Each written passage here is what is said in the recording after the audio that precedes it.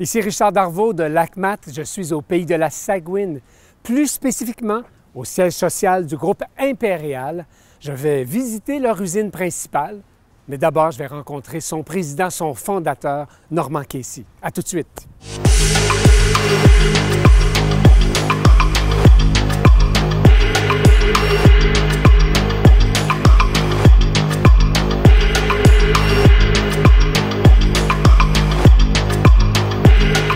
Je suis avec Norman Casey, le fondateur du groupe manufacturier Impérial à Richibouctou. Est-ce que je le prononce comme il faut? Richibouctou, oui. Richibouctou, au Nouveau-Brunswick, dans le pays acadien.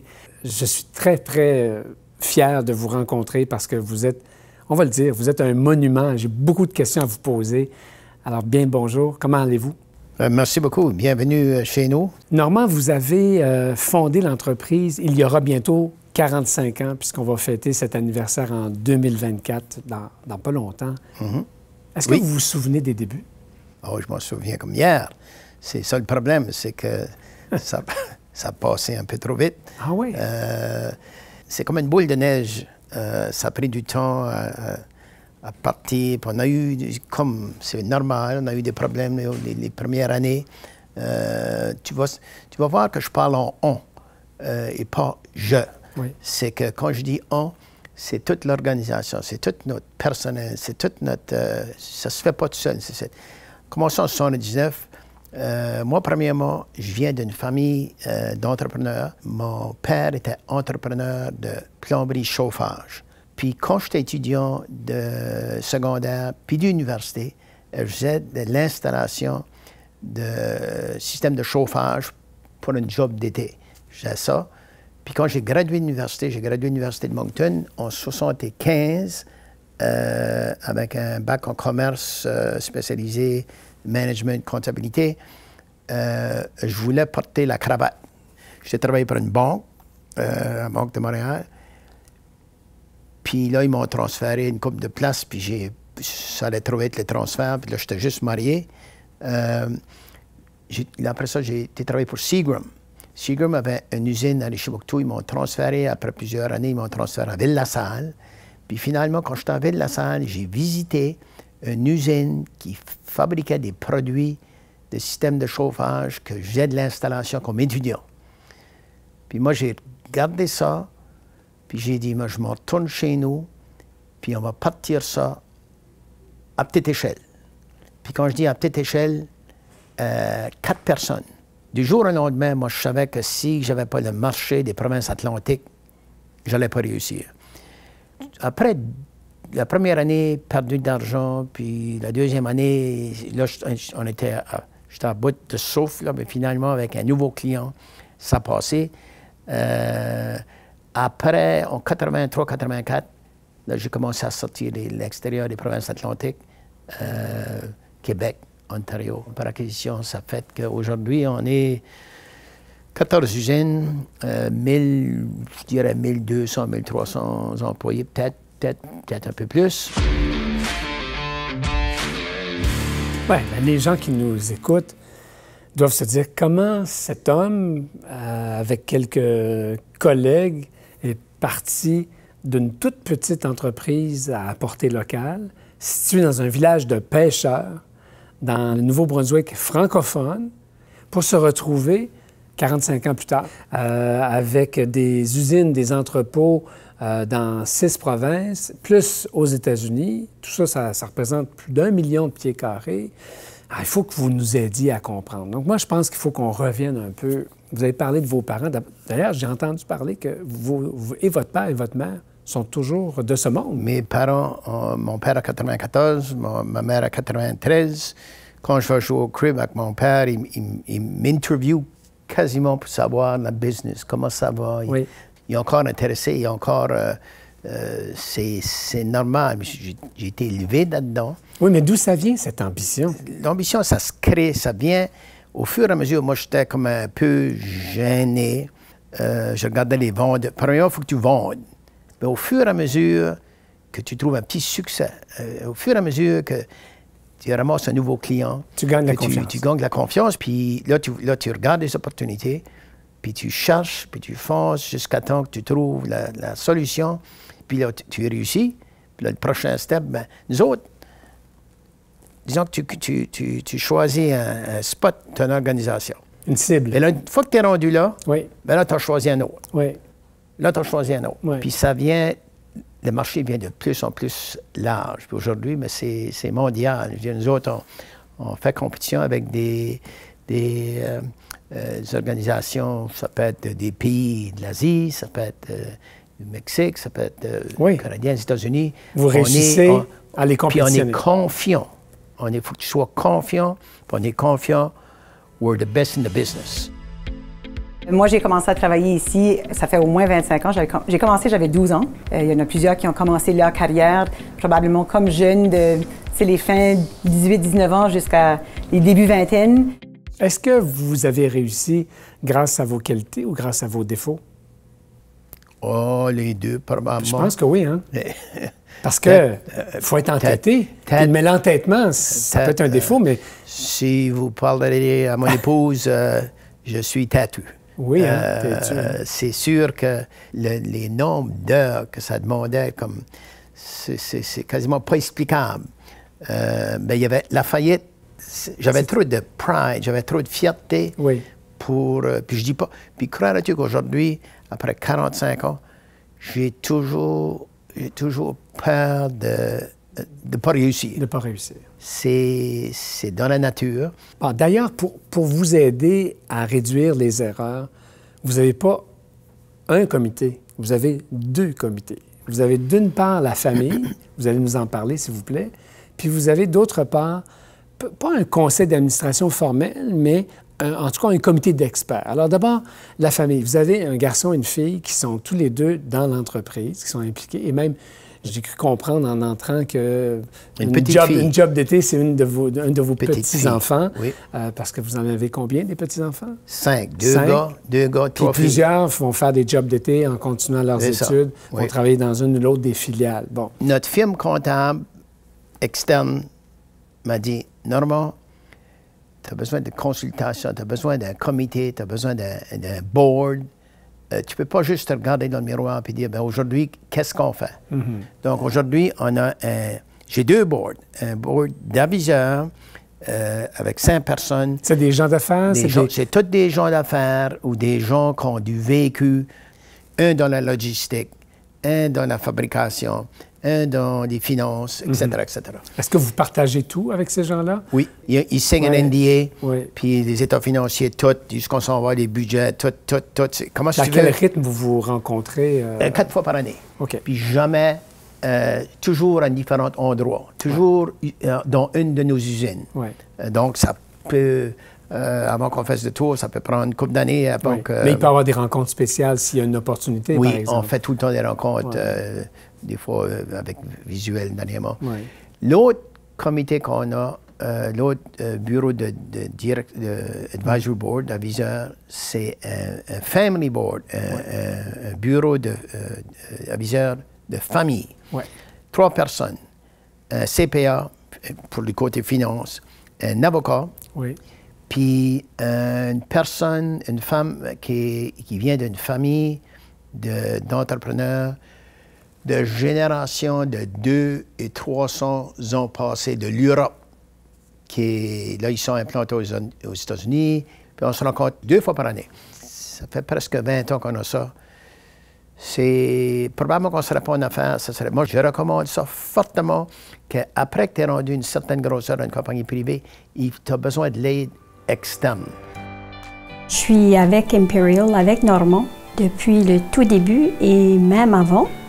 Je travaillais pour le père de Normand. À un moment donné, Normand, il m'a emprunté parce que c'était un business c'était le début. Il ne savait pas où il s'en allait. J'étais jeune, plus jeune que Normand. On va célébrer 45 ans l'année prochaine. Il faut imaginer que 44 ans passés, il n'y avait pas de téléphone cellulaire, il n'y avait pas d'Internet non plus, il n'y avait pas d'ordinateur dans mon bureau, j'avais un dactylo, j'avais un téléphone. Au tout début, je faisais tout. Avec le temps, Imperial a grossi. Là, j'ai commencé à prendre des rôles plus définie. J'ai autant de connexions avec les gens de production que j'en ai avec les gens de bureau.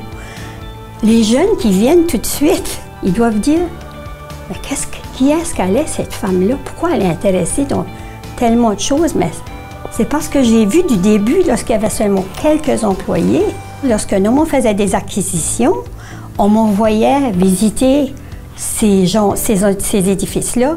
J'apprenais la culture, j'apprenais c'était quoi le pouls de la compagnie, qui faisait quoi. Là, moi, je revenais, je faisais des rapports. Et puis là, je travaillais avec l'équipe d'informatique, puis je disais, voilà ce qu'ils font qui n'est pas comme nous.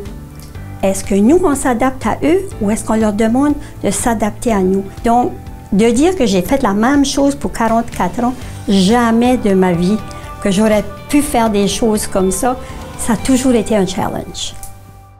Avez-vous un plan stratégique ou bien vous êtes de nature impulsive? Les deux. Premièrement, le feeling. Pour des années, tout le monde qui travaille chez nous disait le plan stratégique, il est dans sa tête. Une stratégie, il n'avait pas. On fonçait. Oui. Ben, depuis, je dirais, ça a commencé peut-être une dizaine d'années passées qu'on a essayé de développer un plan stratégique. Puis là, ça traînait, puis ça, on allait dans une direction, puis là, on revenait, puis on reculait. Puis... Mais là, aujourd'hui, là, it's a moving target. Bien sûr. Puis on est nos meetings de gérance, notre groupe qui gère, parce qu'on est quand même 9 dans l'organisation ici qui gère le groupe. Oui. 9 personnes Oui. qui se rencontrent une fois par mois à peu près, c'est à peu près.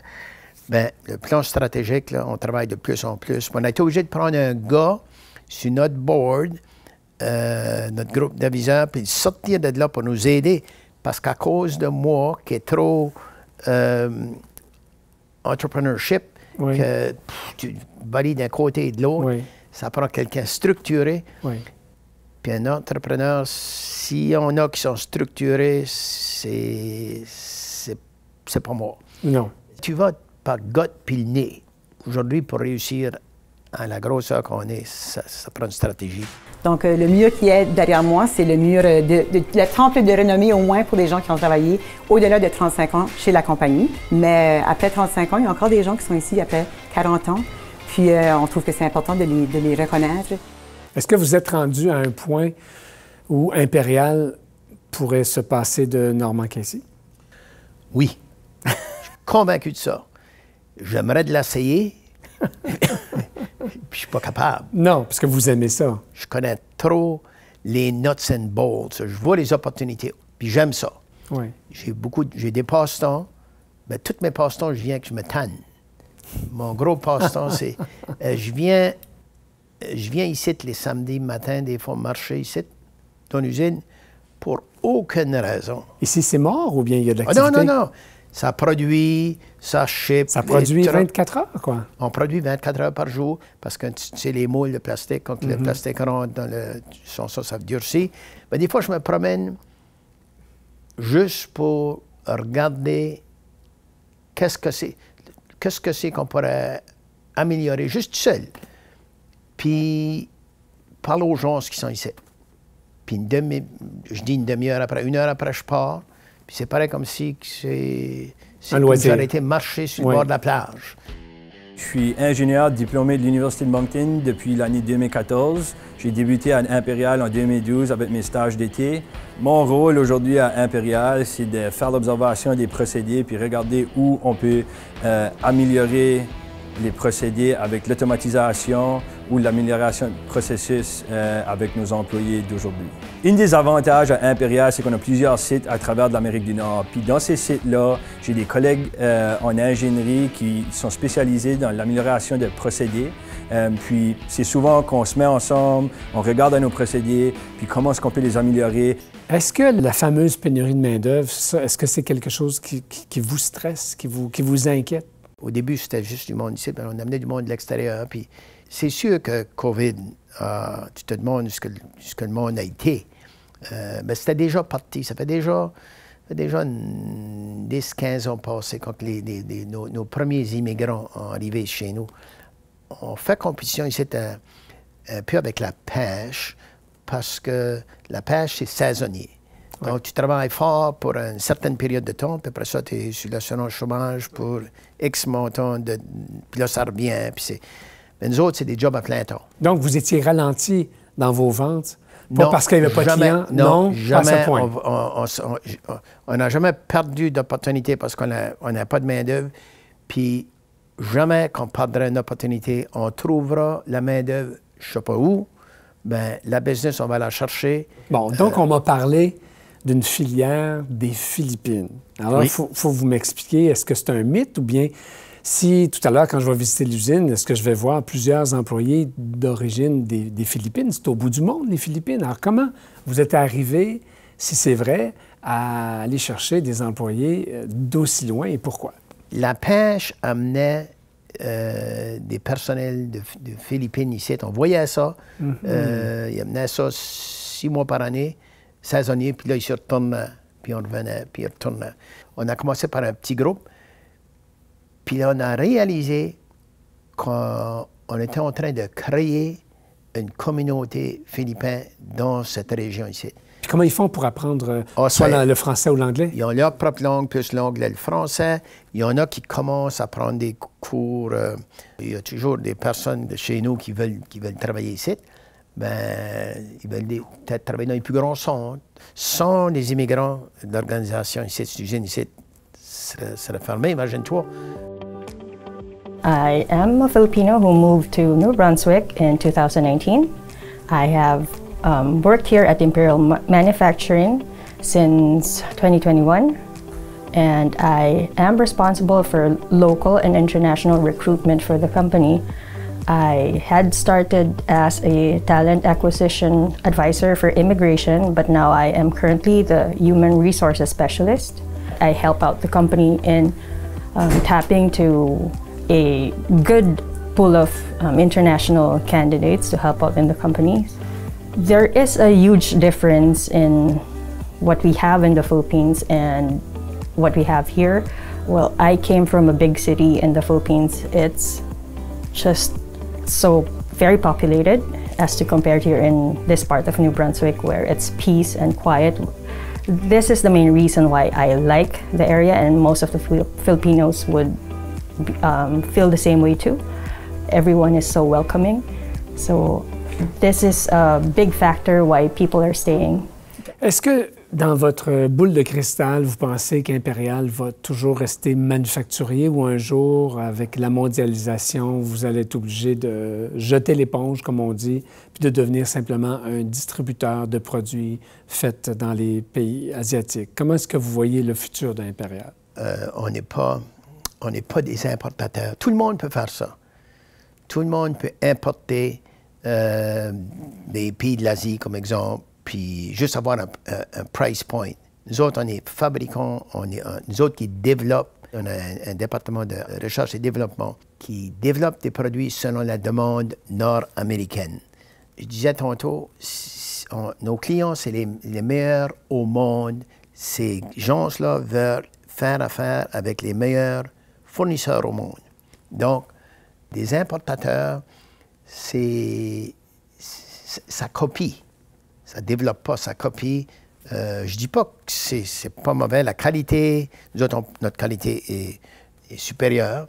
Le service, l'inventaire. C'est comme quand tu importes, mais ça prend de l'inventaire, ça prend... Oui, on l'a vu ces dernières années. Ça peut être périlleux de se fier sur les conteneurs dans le Pacifique. Il peut arriver des changements climatiques, il peut arriver des conflits politiques. Donc, c'est un peu là-dessus que vous jouez. Et c'est une des raisons, je pense, pour lesquelles vous avez décidé dès le début d'adhérer au programme Bien fait ici, Well Made Here, parce que vous vous dites qu'au Canada, on doit devenir aussi une entreprise, un pays de service, mais on doit garder le tissu manufacturier. C'est important pour vous.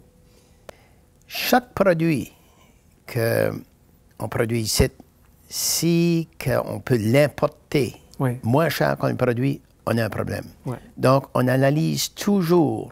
Disons comme exemple, je vais prendre un régis, une grille de 4x10, une grille de plancher 4x10, qui est produit ici, peinturé, mis en emballage, tout, fait au Canada, bien fait ici. Ouais. Si que ça nous coûte plus cher que l'importer, on a un problème. Oui. Nous autres, il faut que ça nous coûte moins cher. Puis on regarde toujours ça pour être sûr que ce soit par automatisation, nos clients, ça. Puis ils veulent faire affaire avec des fabricants canadiens, québécois, oui. nord-américains. Oui. À condition que les prix soient compétitifs. Exactement. Parce que la qualité, on est capable, mais c'est tout un travail. Donc, vous êtes entouré de gens qui ont des compétences complémentaires à la vôtre pour arriver à être plus efficace, plus productif. Donc, ce sont des grands défis pour vous dans l'avenir, dans les années à venir. Dû à la croissance rapide d'Impérial, par acquisition, il faut garder des systèmes informatiques qui peuvent nous aider à manipuler les données, puis avoir de l'information plus rapide, puis aussi pour supporter les nouvelles normes de cybersécurité qui sont en croissance. On a un bureau en Chine. C'est sûr qu'on importe on appelle ça des nuts and bolts, là, des certains composants qu'on ne peut pas trouver ou qu'on amène ici puis qui sont dans notre fabrication. L'acier, ça, c'est d'autres choses. L'acier, on peut s'en parler. L'acier, nous autres, parce qu'on a des centres de service, donc un à Pointe-Claire, un à Bolton, Ontario, puis l'autre à Etobicoke. L'acier, ça, c'est mondial. Ça, on fait affaire avec les moulins acier canadiens, américains, mexicains, etc., etc. Vous êtes aussi connu comme quelqu'un qui est un philanthrope. Vous redonnez à la communauté. Il y a plusieurs choses dont on pourrait parler et que j'aimerais qu'on partage. Commençons par le plus ultime. Récemment, on vous a donné l'Ordre du Canada. Vous avez été diplômé en administration de l'Université de Moncton, mais cet établissement vous a fait aussi l'honneur d'un diplôme honorifique. Savez-vous pourquoi? Puis qu'est-ce que ça vous a fait? Oh, c'est sûr que ça fait chaud au cœur quand tu vois quelque chose comme ça. Tu te demandes, tu sais, comme, I'm just one of the boys. Là. Oui. Moi, j'ai gradué de l'Université de Moncton en 1975. Quand j'ai sorti de là, ça pressait. Parce que tu ne fais pas d'argent, là. Cette organisation ici n'était pas supposée réussir dans un village de pêche. C'est pas possible. On a été dans les grandes villes. Oui, on est à Moncton, on est à Montréal, on est à Toronto, on est à Vancouver. On a été là, aux États-Unis, mais on a toujours resté ici pareil. Mon bureau est toujours ici. Je n'ai pas d'autre bureau à part celui-ci. J'ai vu un texte, c'était fédéral, puis je pensais peut-être que c'est des questions d'impôts, questions... Ben là, j'ai vu, c'était relié à Order of Canada. On est en train de créer une fondation. Le projet qui me tient à cœur, il y a un petit village comme c'est avec une communauté d'à peu près 15 000 personnes que ce petit village dessert. L'aréna pour l'endroit à brûler. Puis il y a une génération de jeunes, puis des bons joueurs de hockey qui ont été privés de leur qui ont été déprivés de pas de hockey, pas de... Puis je me demandais qu'est-ce qu'on... Puis là, je voyais que the fire in the belly, là, pour reconstruire l'aréna, un autre aréna, au fur et à mesure que les années avançaient, ça n'allait pas arriver. Où est-ce qu'aujourd'hui, puis cet aréna porte le nom de la compagnie. Sur le côté marketing ou le côté de communication, on a mis récemment beaucoup de travail sur notre site web, toujours étant de faire sûr qu'il était en français et en anglais, mais on trouve que c'est important de pouvoir communiquer non seulement à nos clients, que ce soit les détaillants, que ce soit les grossistes, mais aux consommateurs, comment utiliser nos produits, voir des photos, voir qu'est-ce qu'on fait en termes de communauté. Mais on trouve que la communication, c'est important pour pouvoir garder tout le monde au courant de qu'est-ce qu'on fait, les nouveaux produits. Il faut parler de la place qu'a le Québec dans le cœur et dans la business de Normand Casey et du groupe Impérial. Après les promesses atlantiques, j'avais un avantage de transport. Oui. Après ça, je me retourne vers le Québec. J'ai embauché des bonnes personnes aujourd'hui qui sont retirées. J'ai embauché des bonnes personnes pour m'aider. J'ai tout le temps regardé le Québec comme la nouvelle mode. Je vais prendre comme exemple de la rampe d'aluminium. C'est un peu européen, c'est un peu C'était pas... La rampe d'aluminium, ça existait juste à Montréal, puis on a développé ça, puis aujourd'hui, la rampe d'aluminium, tu vois ça dans tous les marchands canadiens, américains, que ça existe. Ça a commencé là. Au Québec. On a acheté notre première centre de service d'acier, Acier Pointe-Claire. Oui. On a une usine à Laval qui fait des stocks de métal. Le marché au Québec. Puis tu te promènes dans les détaillants, puis le merchandising, la manière que c'est exposé, c'est demain. C'est là qu'on s'en va. Puis nous autres, on est fiers de faire partie de ça. J'ai des bons chums, on a créé des bons emplois. J'ai l'impression que les gens qui nous regardent, qui nous écoutent, savent qu'il y a un futur pour Impérial sans Normand Casey, mais je pense qu'ils savent aussi que jamais Impérial se serait rendu là où elle est sans vous. Alors, merci beaucoup. Lâchez pas. C'est un très beau passe-temps que de travailler. Je partage ça. Merci beaucoup. Allez. Ça me fait plaisir. On s'en va voir l'usine maintenant.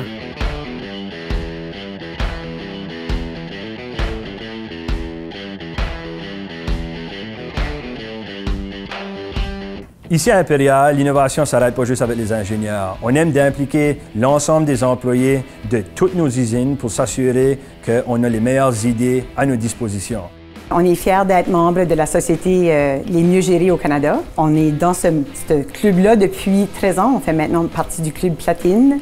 Puis on l'utilise à fin de recrutement, en termes de reconnaissance, mais on l'utilise aussi de se mesurer contre les compétiteurs. Puis on aime de pouvoir être reconnu pour le travail qu'on a fait dans les dernières années, surtout qu'on vient d'une petite région, puis qu'on est capable de se mesurer contre les autres compagnies qui sont à travers le Canada.